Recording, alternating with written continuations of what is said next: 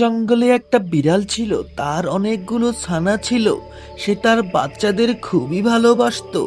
সে তার বাচ্চাদের খাবারের খোঁজে তাদেরকে ছেড়ে গ্রামে চলে যায়। বাচ্চারা খুবই টেনশনে থাকে কারণ তাদের মা এখন নেই।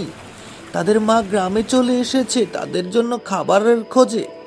তার মা বাচ্চাদের জন্য খাবার খুঁজতে খুঁজতে গ্রামের জঙ্গলে বাড়ি ঘরে পৌঁছাতে থাকে, কিন্তু একটি কুকুরকে যখন দেখতে পায় সে খুবই ভয় পেয়ে যায়।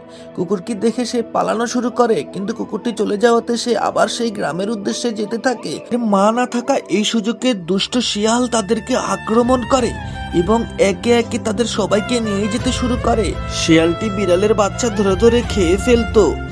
বিড়ালটি তার বাচ্চাদের জন্য মুখে করে একটি রুটি নিয়ে আসতে থাকে এবং এই রুটিটি অনেক ভারী হওয়ায় সে তার পিঠের মধ্যে রুটিটিকে নিয়ে নেয়, যাতে সে যেন তার বাচ্চাদের সে রুটিটি খাওয়াতে পারে। সে তার বাচ্চাদের খুবই ভালোবাসতো, কিন্তু সে যখন বাসায় আসে দেখে যে তার অনেকগুলো বাচ্চা এখন খুঁজে পাচ্ছে না। সে খুবই কান্নাকাটি করতে শুরু করে কারণ তার বাচ্চাগুলো শেয়াল ধরে খেয়ে ফেলেছে।